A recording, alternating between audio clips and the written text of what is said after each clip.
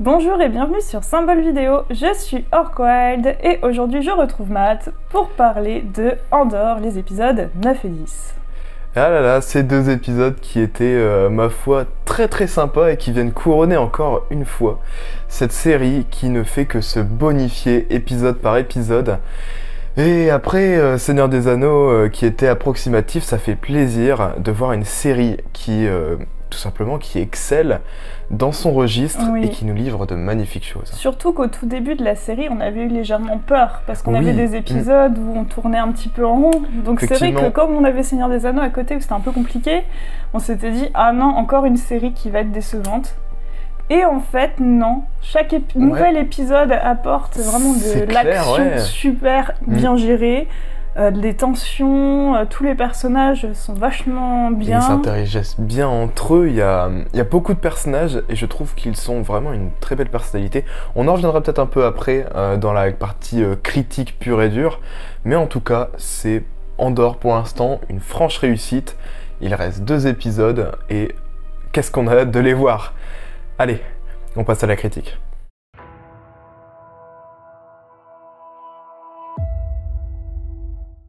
On va commencer par les notes. Mathieu, on en est où? Alors, pour la presse, on est sur une note de 3,6 sur 5, pour Allociné évidemment. Et ensuite, pour de la note spectateur, on est sur du 3,9.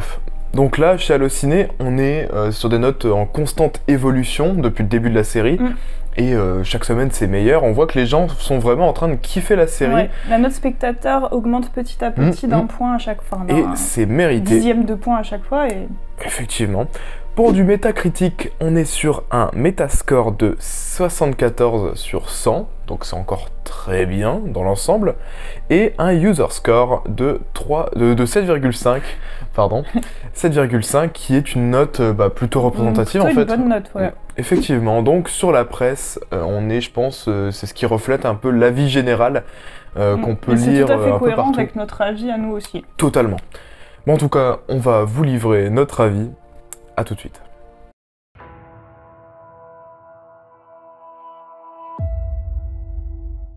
Je te propose qu'on commence par parler de notre personnage principal, Cassian, qui est très central dans ces épisodes. Effectivement, et qui donc est enfermé dans la fameuse prison, l'atelier impérial, où il y fait rencontre de plusieurs personnages plutôt moins intéressants. Oui, mais surtout le contremaître Kino, qui est un personnage assez charismatique et vachement intéressant. Et qui n'est pas paranoïaque, comme l'était son alter ego Gollum dans Le Seigneur des Anneaux. Ne l'appelle pas comme ça. Effectivement, Kino, qui est un personnage très controversé, qui au début va essayer de plutôt rester dans les clous. Hein, quand Andor arrive, il essaye un peu C'est vraiment le personnage qui veut faire sa peine, qui croit encore en une espèce de moralité de l'Empire qui va les laisser sortir à la fin de leur peine. Donc au début, c'est vraiment lui qui va dire « suivez le programme, faites ce qu'ils disent ». Et c'est vrai qu'au début, c'est plus un antagoniste de Cassian parce qu'il veut vraiment pas l'aider à s'évader alors qu'il a plein de connaissances sur la prison et son organisation qui pourraient aider. Effectivement. Donc après... Désolé, je te coupe. Non, vas-y. On a vraiment ce Kino qui est un personnage, moi que j'ai vraiment, que je trouve vraiment dans la continuité de la série. On est sur une série à thème plutôt sombre et grise et des personnages gris. On va en reparler avec Luten Rael qui occupe une grande place dans mon cœur actuellement. Mais c'est vrai que Kino, c'est un personnage que j'apprécie, surtout dans le dernier épisode, où on le voit en porte-étendard de cette révolte qu'ils vont mener avec Cassian. Alors moi, j'ai particulièrement aimé la fin de l'épisode 9, où on a le revirement de Kino, justement, juste après la mort de leur camarade, et le médecin qui leur révèle qu'ils sortiront jamais de là, que toute une unité avait été tuée parce qu'un prisonnier, au lieu d'être libéré, avait été transféré là. Et on a vraiment son revirement à la fin de l'épisode où il part avec Cassian et il lui dit il y a tant de gardes, nanana, il y a nanana. Et là, on sent vraiment qu'il va devenir porteur de la révolte et de l'évasion, quoi. Et c'est vraiment un personnage qui me plaît beaucoup. C'est un bon personnage, comme on les aime, hein, de toute façon. Et c'est vrai que cette fin d'épisode 10 nous laisse un peu en suspens. Que va-t-il arriver à notre pauvre cinéma qui ne peut pas nager? Non, le pauvre quand même. Ah non, mais... Sur une prison Ah non, mais en plein milieu de l'eau et le gars il fait tout pour s'évader, il aide tout le monde et là... Et c'est vrai que je me posais la question, il n'y a pas de vaisseau, il n'y a pas d'autres moyens de sortir. Qu'à la nage, ouais. Ouais, qu'à la nage en fait, donc... Pas d'accord, j'espère quand même qu'on le reverra, peut-être qu'il va se faire repêcher par l'Empire je ou sais quelque pas, chose comme mais ça. quand ils arrivaient à la prison, dans la scène où Cassian arrive dans la prison, on voit quand même qu'il y a beaucoup d'eau autour, qu'on n'est pas juste... Enfin, qu'il y a quand même pas mal de chemin à faire c'est clair, en nageant, quoi. Donc oui, je pense qu'on va en perdre peut-être pas mal dans cette traversée. Peut-être, on peut peut-être faire un petit parallèle aussi avec la prison d'Alcatraz qui avait beaucoup cette étendue d'eau qui s'était censée dissuader les prisonniers qui était glacée. Donc on va peut-être avoir un petit parallèle comme ça. Tout, déjà t'avais une chance sur deux de venir t'écraser contre les rochers. C'est ça, donc à voir comment ils vont l'exploiter dans l'épisode 11, mais en tout cas ça annonce que du bon du côté de Kino et de cette prison. Et de cette superbe évasion quand même. Ouais, superbe évasion, après on se demande quand même quel va être l'avenir de Kino. Je pense que ça va être peut-être un nouveau témoin du passage d'Andorre, comme tout simplement a pu l'être Bix. Ouais. Qui a été torturé dans l'épisode. Ah, tu penses que le pauvre Kino, il va se faire récupérer et interroger? Malheureusement, je pense que Mero, elle va s'en occuper, ou peut-être son subalterne. Tristesse. Ouais. En tout cas, l'avenir nous dira ce que réserve ce personnage, mais c'est une franche réussite. Oui, et il nous aura livré quand même beaucoup de scènes d'action très sympas dans cette évasion, à la fois pas planifiée et planifiée quand même. Enfin, ils ont dû improviser, mais il y a quand même Cassian qui nous a encore montré un peu tous ces petits... son côté malin, bien organisé, clair. Je vois les failles, je m'adapte à ce sol électrifié. Et c'est vrai que oui, il a tout de suite reconnu les obstacles et a su les surmonter avec une facilité déconcertante. C'est le personnage Sandor, donc moi sur ce côté-là, j'ai rien à dire. C'est toujours difficile d'amener des scènes d'évasion de prison, parce qu'à chaque fois faut que ça reste crédible. On peut tomber dans le piège en fait de faire un peu comme tout le monde. Et là je trouve qu'ils ont réussi à reprendre l'archétype de scène tout simplement, de Dark. Tout en y apportant des choses nouvelles qui pimentent un peu le contremaître qui sera lié à eux, l'évasion par l'eau, et la scène avec aussi les deux petits superviseurs là qu'on voit quand il doit désactiver les générateurs. Ouais. Tout ça, c'est... ça, c'était classique. C'était plutôt classique, ça fonctionne toujours. Effectivement, je pensais à un moment qu'Andorre allait juste les buter. Et je comprends pas pourquoi il l'a pas fait. Il avait besoin d'eux, mais après, il aurait dû les buter peut-être. Ouais, ou alors il s'est dit, j'en ai peut-être encore besoin pour sortir. Je sais pas. On les revoit pas après. Ouais. Donc peut-être qu'on les reverra au prochain épisode pour parler avec Kino de cette personne qui était avec lui. Voilà, pour moi, je pense que Kino va sombrer. Donc après, à partir de là, on a aussi beaucoup d'autres petites scénettes dans ces deux épisodes qui sont plutôt sympathiques. On a une belle évolution encore de Mom Mota. Motma qui... Motma. qui prouve encore une fois que elle fait partie de cette rébellion et elle est prête à s'impliquer très fortement dedans. Ouais. Mais par contre, sa fille c'est non. Ah bah clairement, oui. Enfin, en même temps, tu vas pas vendre ton enfant pour... Oui, c'est clair. Bah, tout simplement, tu la vends pas. C'est un peu chaud quand même, elle a 13 ans, le gars lui parle de mariage direct, en mode... Oh bah, au début, je pensais vraiment que quand le gars il est venu comme ça et qu'il dit oui, on va faire un dîner, je pensais qu'il voulait se la taper.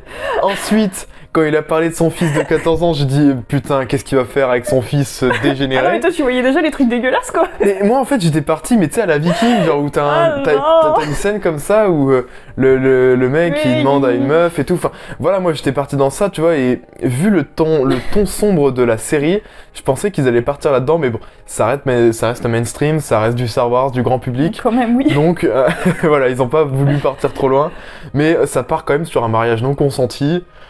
Bon. Oui, ouais, j'avoue que je m'attendais pas à ce genre de choses pour du Star Wars, effectivement. Ouais, c'est clair. Moi, j'avais pas eu cette... forcément.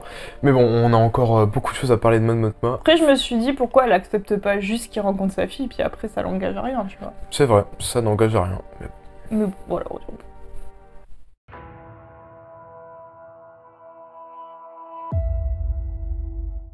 Nous sommes donc sur la planète de la tante Pétunia.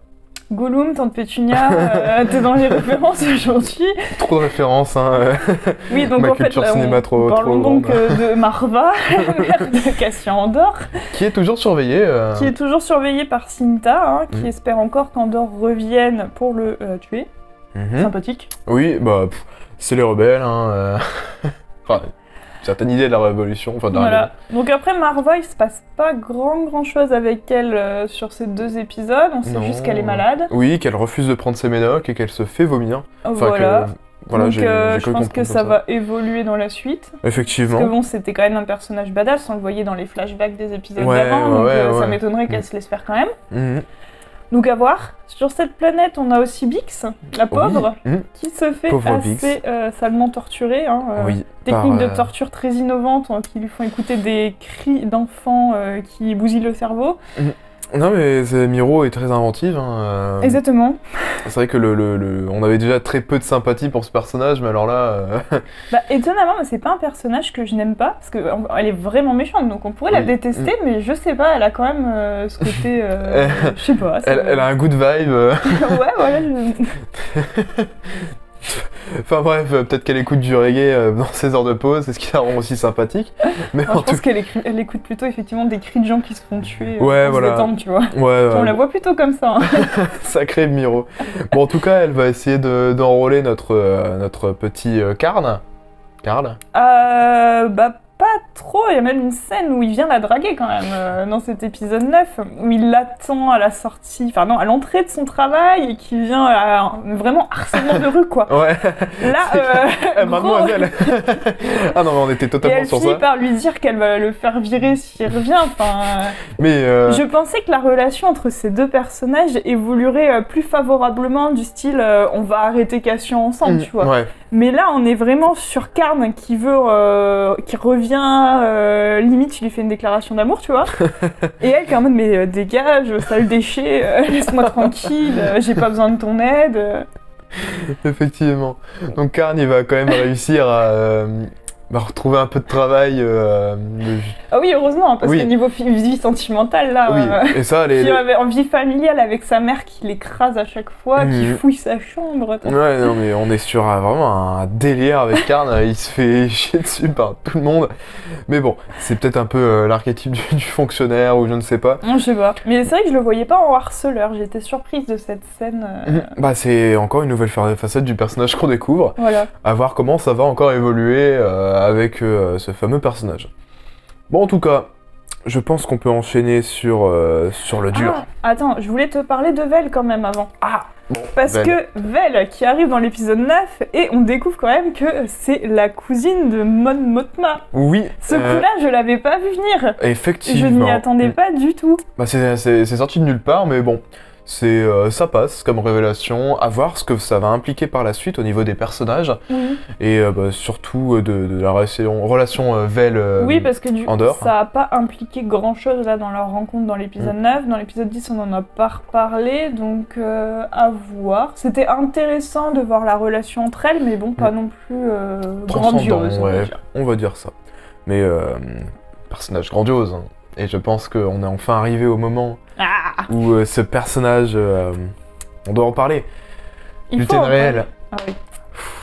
Un personnage que j'aime beaucoup depuis le début, surtout le moment où on découvre que c'est un galeriste, tout ça. Enfin, j'ai adoré les 2 facettes du personnage déjà à ce moment-là. Et on le retrouve. Plus on le voit et plus on découvre des facettes de lui. On l'avait trouvé sentimental juste après l'attaque de la garnison. Effectivement. Un peu dans la peur, et c'était son assistante qui disait non, il faut tenir. Là, on retrouve le caractère plus fort de Luthen. On retrouve le Luthen des premiers épisodes. Et il est en pleine possession de ses moyens et en pleine forme à la fin de l'épisode quand même. C'est cette scène. Ah ouais, non, mais ce monologue amené par cet espion impérial, Bah déjà, l'espion, je l'avais pas vu venir, Non, moi honnêtement. non plus. Je m'y attendais pas. Et déjà, quand elle parlait de Marc sur la fontaine et des escaliers cassés, je pensais, je sais pas, qu'ils avaient affaire à Karn qui harcelait les gens, encore une fois, mais on est vraiment sur... comment il s'appelle, Luten, ce personnage, cette profondeur, cette écriture, tout simplement. Oui, il est génial, ce personnage. Hein. Et quand il va parler avec lui dans l'ascenseur... Oui, déjà, quand il lui parle dans l'interphone, dans l'ascenseur, c'était classe. Oh ouais, c'était stylé. Mais après, quand ils sont face à face et qu'il lui fait ce magnifique monologue, en gros, pour lui expliquer que non, c'est mort, il va pas arrêter la résistance, c'est grandiose quand même. La ouais, c'est clair. Il livre en fait vraiment tous ses sentiments et on comprend vraiment. C'est vraiment le moment où on comprend le personnage. Ouais. Et je pense qu'il est très sincère dans ce. Ah mais il est sincère, il est sans tabou. Là où habituellement son métier le prévoit de mentir et de manipuler. Là encore une fois il manipule, mais il manipule en disant la vérité. Tout simplement en menaçant limite Ah ouais, il le menace clairement. Les espions en lui disant il le ta menace fille, clairement, ouais. ta fille, ta femme, tout ça, on a investi trop d'argent. Krieger, on s'en fiche.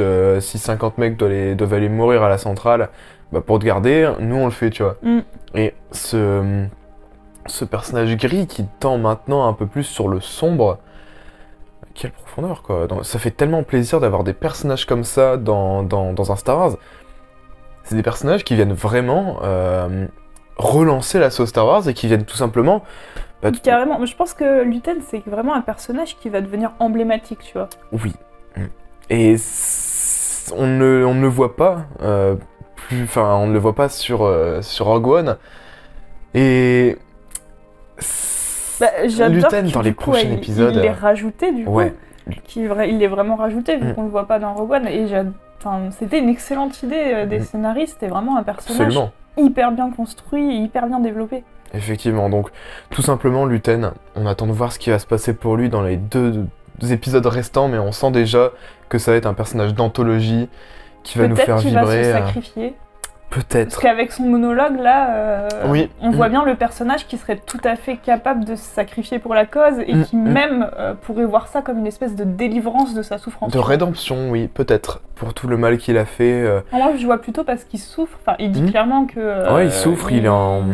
Il se sacrifie pour la rébellion, du coup sa vie est horrible, qu'il a renoncé à l'amour, à la paix, tout ça, et je le vois bien comme un personnage qui va se sacrifier à la fin. Totalement.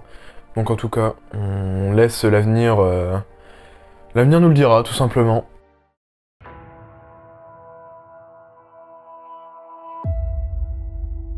Donc, de très bons épisodes, ces épisodes 9 et 10. Ouais, vraiment, on est sur ce que Andor nous livre de mieux. On retrouve toujours ce schéma en 3 épisodes. 2 épisodes pour poser le contexte et 1 épisode pour vraiment en full dans l'action avec Andor. Et on a vraiment de l'action dans 9 et 10, ouais. Ouais, donc toute une évolution sur ces épisodes-là. C'est toujours agréable à regarder, on est toujours autant impliqué dans les enjeux, dans les personnages, et rien ne semble vraiment être décousu avec le reste. Moi, tout simplement, ce que j'en retire, c'est qu'à chaque fois que je regarde Andor, je passe toujours un très bon moment devant ces épisodes, et limite, j'irais jusqu'à dire que je suis peut-être déçu que les 10 épisodes durent pas plus longtemps. Oui, c'est vrai qu'on était habitué au format 1h, 1h15 avec Seigneur des Anneaux, donc quand on est devant un épisode d'Andor qui dure 40 minutes, max 35. 45 minutes, avec les génériques, on reste un peu sur la fin quand on voit le générique de fin, on est en mode « Oh non, déjà !» Et c'est vrai que l'épisode est tellement... c'est tellement novateur la façon dont la série est approchée. Je parle dans l'univers de Star Wars, tout simplement, mais... ça fait tellement de bien et j'ai tellement hâte tout simplement pour les 2 prochains épisodes qui pour moi vont tout simplement dicter peut-être la politique de Star Wars dans les prochaines années. Oh. Donc vraiment je ne souhaite que le meilleur pour les 2 prochains épisodes et tout simplement les gars, nous décevez pas, pitié. Alors Koel, ton top de cet épisode? Top personnage, tu veux dire? Top personnage. Moi, je resterai sur Kino, le contremaître. D'accord. Que, comme je le disais, j'ai beaucoup aimé son revirement à la fin de l'épisode 9. Et je trouve que c'est un personnage vachement charismatique. Enfin, il m'a beaucoup plu. Ouais, non, mais de toute façon, l'acteur a déjà une certaine prestance et il a une gueule atypique. Et, ça fait partie de son charisme. Et oui, c'est la gueule atypique qui fait le charisme. Et franchement, cet acteur-là, je ne sais plus comment il s'appelle, mais c'est Gollum. Mais c'est un top, hein, tout simplement. Personnellement, pour moi, alors Luten. j'ai beaucoup hésité avec notre ami Kino, mais finalement, ça va être Luten. Je m'en doutais, ouais. Tout simplement, quel personnage, quel charisme, quelle prestance, Quelle scène. Quelle scène, quel monologue. Bah, moi, je dirais que ça, c'est ma scène top, tu vois. Ah, Cette voilà. scène, le monologue de Luten. Oui, bah, c'est pareil aussi, ma scène top. Ouais. Mais, quelle dinguerie. Tout simplement, quel épisode. Quel épisode. Ça va être dur de choisir maintenant des personnages flop. Des personnages flop. J'ai été un peu déçue par Karn et sa petite scène de harcèlement. Je l'avais pas vu venir et je me suis dit, oh non, ce pauvre personnage, ils lui font subir de ces trucs. C'est clair, mais bon, pauvre Karn. Pour moi, ça va peut-être un peu s'orienter sur du Luten réel. Quoi? Je déconne. Tu peux pas à la fois le choisir en top et en flop, Mathieu, tu es schizophrène. C'est une blague. Mais en tout cas, non, vraiment, c'est très dur de choisir un personnage flop. Je vais peut-être parler peut-être de Karn aussi. Il m'a pas transcendé et j'attends quelque chose un peu plus de lui. Après, bon, à voir ce que l'avenir nous réserve, évidemment. Après, pour ta scène flop. Les scènes flop, je dirais celle avec Cinta et Marva. Ça n'avance pas, cette histoire. Ça n'avance pas et surtout c'est très long et très peu intéressant, même si les enjeux sont toujours là. Oui, mais je pense qu'on va trouver l'intérêt de ces scènes dans la suite, mais dans les épisodes 9 et 10 qui sont très riches en tension et où il se passe beaucoup de trucs, et j'ai trouvé que ça a plombé vraiment. Ouais. Tu vois ce que je veux dire? Je vois ce que tu veux dire. Donc bon, à voir ce que ça va nous amener. Maintenant, ta note de ces deux épisodes individuellement. Sur combien tu la veux? Sur 10. 8,5. 8,5 pour les deux ou pour... Non, ouais, les deux, ouais. Les deux. Ouais, pour moi, ils vont ensemble, ces deux épisodes. D'accord, on est vraiment dans la continuité pour toutes les, on va dire, les sous-intrigues, on est vraiment dans la continuité sur ces deux épisodes. D'accord, ok. Et bah pour moi, je vais aussi du coup dire sur les deux épisodes, je pense, ouais, je vais partir sur un bon 9. Ou un bon 9. Parce que là, on demande simplement que des épisodes comme ça, tout le temps. On veut autant d'enjeux, autant de tensions, de personnages si bien écrits et de scènes marquantes. Pour moi, voilà, c'est du top. Juste hâte de se retrouver la semaine prochaine. C'est clair. Pour voir l'épisode 11 et en parler. Tout simplement, donc... À voir ce que cet épisode 11 nous réservera, mais c'est très certain que nous serons là pour vous en parler et vous en faire une critique comme à notre habitude. En tout cas, nous, on vous dit à la prochaine, prenez soin de vous. À bientôt. Ciao.